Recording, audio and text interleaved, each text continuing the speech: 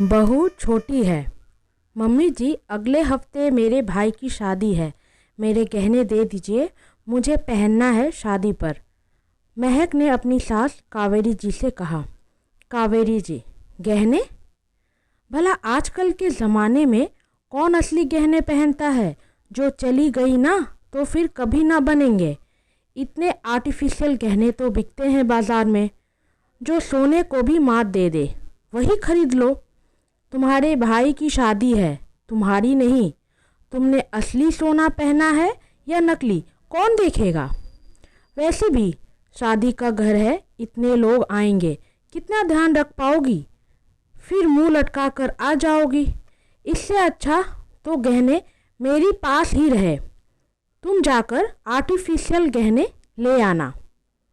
महक, mummy जी, मेरे अपने घर में शादी है, मैं सारे नकली गहने पहन कर जाऊं? मेरे पास कितने जेवर है मेरी माँ को भी पता है। फिर उनको क्या बोलूँगी क्यों मैंने नकली गहने पहने, वो भी अपने ही भाई की शादी में? कावेरी जी, ओह अच्छा, अब मैं समझी कहाँ से और किसने गहने की बात छिड़वाई होगी। कहा होगा मायके वालों ने यही सही मौका है अपनी सास से गहने लेने का।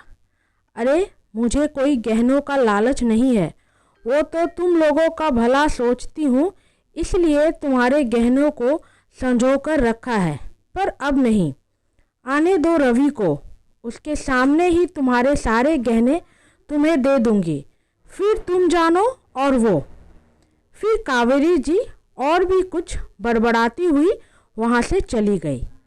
महक भी सोचने लगी कि अब उनके आने पर न जाने मम्मी जी क्या हंगामा करेगी। जो बात मेरे मन में है भी नहीं वो सब भी कहेंगी। फिर रात में महक का पति रवि के आने के बाद कावेरी जी ठीक वैसा ही बखेड़ा खड़ी करती है जैसा महक सोच रही थी। रवि सारी बातें सुनकर महक की ओर बस देखता है। फिर वो उसे अकेले में कहता है, महक, तुम क्यों हमेशा माँ के साथ बहस करती हो? क्या हुआ जो वो गहनों की हिफाजत कर रही है? ये तो तुम्हारे भले के लिए ही है ना। वैसे भी पापा के गुजरने के बाद माँ को हमेशा से ही ऐसा लगता था कि वो अब इस घर की एक पुरानी सामान की तरह ही है, जिसकी अब कोई ज़रूरत नहीं, एक कोने में पड़ा हुआ है बस। कम से कम ऐसी छोटी मोटी जिम्मेदारी उन्हें देने से उन्हें भी लगेगा कि उनकी भी कोई अहमियत और ज़रूरत है इस घर में। तो तुम इतना भी नहीं कर सकती? महक, देखिए, मैं भी ऐसा ही सोचती हूँ। मैंने कभी मम्मी जी को ना तो पुराना सामान समझा है और ना ही उनकी कोई बात टाली है। शादी करके इस घर में आते ही सारे गहने उनके पास रखवा दिए, ये सोचकर कि अच्छा है मम्मी जी इनका ख्याल मेरे से ज़्यादा रखेंगी। पर मम्मी जी तो उसे मुझे देखने भी नहीं देती। कोई भी त्यौहार हो या शादी फंक्शन, कहती है नकली पहन लो। मेरे गहने हैं, मेरा भी तो मन करता है ना उसे पहनने को, पर किसी को मेरे चाहने या ना चाहने से कोई मतलब ही नहीं, ये कहकर महक सो जाती है।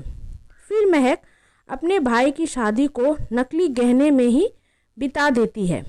दिन बीतते गए और ये बात पुरानी भी हो गई। महक भी अब कभी अपने गहने नहीं मांगती।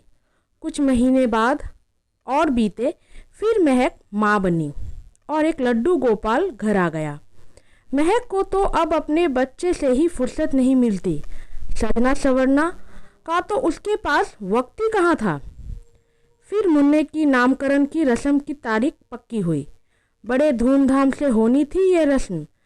रस्म के एक दिन पहले कावेरी जी महक को अपने कमरे में बुलाती है और कहती है, ये लो बहू तुम्हारे गहने, कल ये सारे गहने पहन लेना और ये साड़ी पहनकर पूजा में बैठना। ये कहकर कावेरी जी एक नई साड़ी और मुन्ने के लिए नए कपड़े महक को थमा देती है। महक, पर मम्मी जी, इतने गहने सभी पहन लूँ? कावेरी जी, हाँ, कल तो घर पर ही रहोगी। ऊपर से इतने मेहमान आएंगे, उन्हें भी तो दिखना चाहिए ना हमारे खानदान के बहू की ठाट। ये सुनकर महक कहना तो बहुत कुछ चाहती थी, पर वो आज कुछ कहकर कल होने वाले शुभ काम को खराब नहीं करना चाहती थी। इसलिए अभी के लिए वो चुप रहकर कावेरी जी की बातों को मान लेती है। पर उसने मन में ठाना था, अनुष्ठान के बाद वो इसका जवाब ज़रूर देगी। अगले दिन सभी मेहमान आ गए। महक की ननद नताशा भी सज संवर कर पहुंची। नताशा सीधे आकर महक और कावेरी जी के पास बैठ गई। उसे अच्छे तरीके से घूरने के बाद कावेरी जी से कहती है, क्या बात है नताशा, ये सारे गहने नए बनवाए हैं क्या? बताया नहीं। नताशा, कहाँ माँ, ये तो सारे नकली है। कावेरी जी, क्या नकली? तू अपने भतीजे के नामकरण में नकली जेवर पहन कर आई है? नताशा, हाँ तो और क्या करती, मेरी सास का तो आपको पता ही है, मेरे सारे जेवर उन्हीं के पास है। जब भी मांगू तो कहती है ज़माना ख़राब है, ये तिजोरी में ही सुरक्षित है, नकली पहन लो। किसी शादी में पहनने के लिए मांगू तो कहती है इतने लोगों में ध्यान नहीं रख पाओगी, किसी घरेलू अनुष्ठान में पहनना। और जब मुन्ने के नामकरण के लिए मांगा तो कहती है नामकरण ही तो है, कोई शादी का घर तो नहीं, तो इतना तामझाम क्यों करना। इनसे कहो तो वो भी अपनी माँ का ही पक्ष लेते हैं। अब हर किसी की किस्मत भाभी जैसी थोड़ी ना होती है। देखो सारे गहनों में कैसी जच रही है। और ये सारी बातें सुनकर महक को लगता है यही सही मौका है अपनी बात रखने का। जब बात गहनों की उठी ही है तो पूरी बात भी नताशा को पता होना ही चाहिए। महक, क्या बोल रही हो नताशा, तुम्हारी सास सही ही तो कह रही है, गहने सास के पास ही होने चाहिए। हम तुम आजकल की लड़कियां भले ही पूरे घर को यहाँ तक कि बाहर भी संभाल लेंगे, पर जेवर नहीं। और घर में सास को लगना चाहिए ना कि वो कोई पुरानी सामान नहीं है, उनकी भी ज़रूरत और अहमियत है इस घर में। भले ही और कोई जिम्मेदारी उठाने में उनकी तबीयत उनका साथ ना दे, पर ये गहनों की रखवाली की जिम्मेदारी निभाने में मजाल है उनसे कोई चूक हो जाए।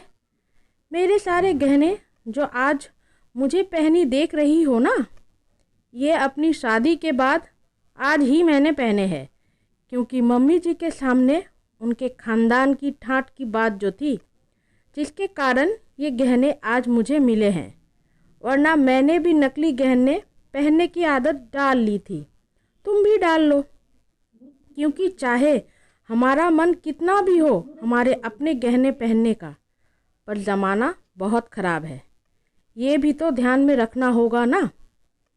महक के इस बात में उसका अनकहा दर्द साफ झलक रहा था। कावेरी जी को शायद ही महक का दर्द समझ आया होगा, पर जब खुद की बेटी के साथ भी ऐसा हुआ हो तो बुरा तो ज़रूर लगता है। दोस्तों, एक लड़की की शादी में उसके माता पिता द्वारा दिए गए गहनों से उसका काफ़ी लगाव होता है। उसमें उनका प्यार, खुद की खुशी भी समाई होती है। ससुराल आकर आज भी कई सास अपनी बहू से उसके गहने लेकर अपने पास रख लेती है, ये कहकर कि वो अभी छोटी है, इसकी जिम्मेदारी नहीं ले पाएगी। पर उसे घर के काम सौंपते वक्त उन्हें ये याद क्यों नहीं रहता कि वो अब छोटी है, इतनी सारी जिम्मेदारियां वो कैसे निभाएगी। तब सब यही चाहते हैं कि वो बड़ों की तरह घर की जिम्मेदारियों को संभाले। चलो गहने रख लिए, पर उसे तीज त्यौहार में तो पहनने दीजिए। उनका भी तो मन करता है कि अपने गहने अपने घर के अनुष्ठान में पहने। बात सिर्फ गहनों की नहीं है, बात है उसकी इच्छा की। जब बहू को घर की सारी जिम्मेदारी दे सकते हैं तो गहनों के लिए इतना कोहराम क्यों। हाँ, आजकल कई लड़कियां अपने गहने अपने पास ही रखती हैं, जिसके लिए उन्हें काफ़ी जद्दोजहद भी करनी पड़ती है। पर अभी भी महक के जैसे ससुराल भी है और महक जैसी लड़कियां भी, जो सिर्फ़ और सिर्फ कलेश से बचने के लिए ये सब कुछ मान लेती है। धन्यवाद। रोनिता।